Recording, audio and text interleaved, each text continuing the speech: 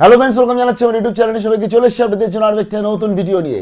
দেখুন, পরপর যে সমস্ত আজকে ভাতা বা স্কিমগুলো রয়েছে স্টেট গভর্নমেন্টের, তার তো আপডেট পরপর আসছে। সেটা অন্নপূর্ণা থেকে শুরু করে আজকে, বা যদিও অন্নপূর্ণার আপডেটটা মাঝখানে আটকে রয়েছে, বাট তবুও যেটুকু যে আপডেট পেয়েছি শেয়ার করেছি। বয়স্ক ভাতা, বিধবা ভাতা, তাদের আপডেটগুলো পরপর আসছে।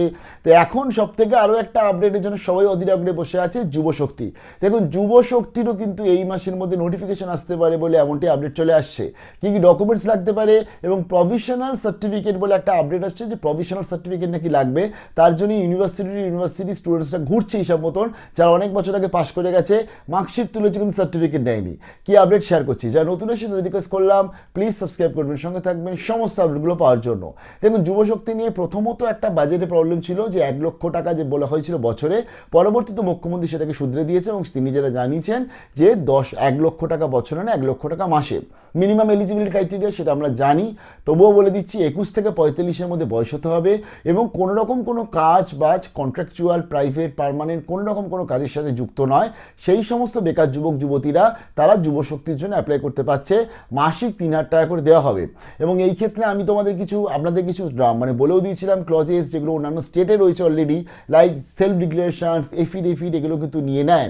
তবে এক্ষেত্রে আমাদের রাজ্যে যুবশক্তি চালু হতে চলেছে, যেটা মোটামুটি জুলাই মাসের মধ্যেই তার নোটিফিকেশন আসার সম্ভাবনা রয়েছে। যদি আসছে তা, এবং অক্টোবর থেকে টাকাটা দেওয়া হবে, বাট তার আগে এই 2-3 মাস কিন্তু ঝালাই বাছাই চলবে, ভেরিফিকেশন চলবে, এমনটাই আপডেট চলে আসছে। যুবশক্তির প্রথমত যারা অলরেডি যুবসাথী পেত, তাদের তো নতুন করে অ্যাপ্লাই করতে হচ্ছে না। তবে সেখান থেকেও যুবসাথীরা অনেকটা জনই কাটান চাটান হবে, সেটা আপনারা জানেন, অনেকদিন ধরে শেয়ার করছি। বাট যুবশক্তিতে এরকমও ক্যান্ডিডেট প্রচুর আছে যারা নতুন অ্যাপ্লাই করবে। দেখুন, যুবসাথী থেকে যারা যুবশক্তিতে এসছে তাদেরকেও মেবি আরও কিন্তু কিছু ডকুমেন্টস দিতে হতে পারে, কারণ যুবশক্তিতে যে ডকুমেন্টসগুলো চাওয়া হতে পারে বলে আপডেট আসছে, সম্ভাব্য সূত্র মারফত আপডেট, সেগুলো অনেক সময় যুবসাথীতে চাইনি। আবার যুবশক্তির আরও একটা ব্যাপার, নতুন অ্যাপ্লাইদের জন্য কিন্তু ডকুমেন্টসগুলো লাগবে। দেখুন, মোটামুটি কি ডকুমেন্টস লাগতে পারে, যদি এটা সম্ভাব্য, এটা পুরোটা অ্যাজাম্পশন, পরবর্তী নোটিফিকেশন এলে আমরা ফাইনাল কনফার্ম হব। তাও মোটামুটি বলে দিচ্ছি কী কী আপডেট আসছে। ফার্স্ট অফ অল আসছে বার্থ সার্টিফিকেট অথবা মাধ্যমিকের অ্যাডমিট কার্ড, এটা লাগবে। ফটোগ্রাফ লাগবে একটা, এবং এগুলো সব আপলোড করতে হবে অনলাইনে পোর্টালে। তার সাথে লাগছে হচ্ছে তোমাদের আধার কার্ড লাগছে, ভোটার কার্ড লাগছে। আচ্ছা, এর সাথে তোমাদের লাগবে হচ্ছে, দেখো, প্রথমত ব্যাঙ্ক অ্যাকাউন্ট ডিটেলস, এটা কিন্তু লাগবে না, কারণ ডিবিটির মাধ্যমে পেমেন্ট হবে।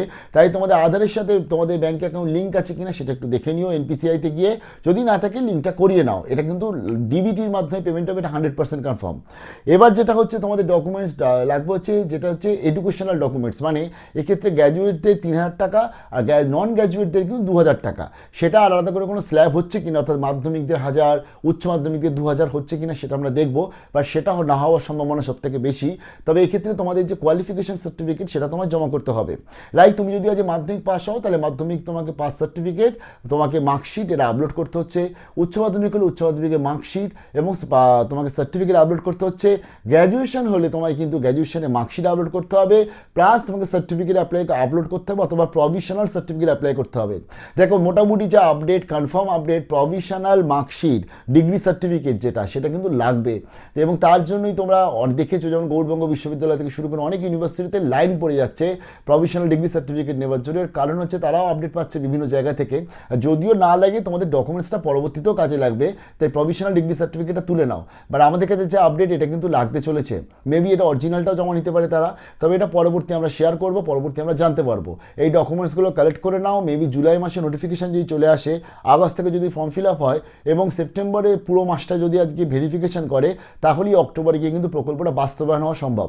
তবে অনেক জায়গায় বিভিন্ন সোশ্যাল মিডিয়াতে 20 তারিখ 22 তারিখ ডেট ধরে চলছে, আমরা কোনো ডেটে যাচ্ছি না, কারণ এগুলো সব এআই ভিত্তিক যে সমস্ত ডেটগুলো বা নোটিফিকেশনগুলো আসছে, আমরা সরকারি ওয়েবসাইটের জন্যই ওয়েট করে আছি। তবে যা আপডেট, এই মাসের মধ্যে নোটিশ আসার সম্ভাবনা তীব্র রয়েছে, তাই ডকুমেন্টসগুলো জোগাড় করে নাও তোমরা।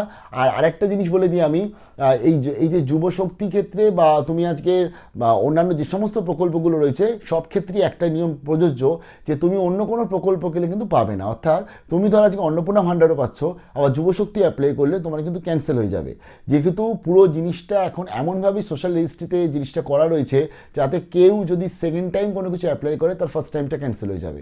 তাই যারা অন্য কোথাও অ্যাপ্লাই করনি, তারা যুবশক্তির জন্য 100% তার এলিজিবল। পরবর্তী আপডেটে চলে আসবো, যুবশক্তির যে অফিসিয়াল আপডেটগুলো চলে আসবো।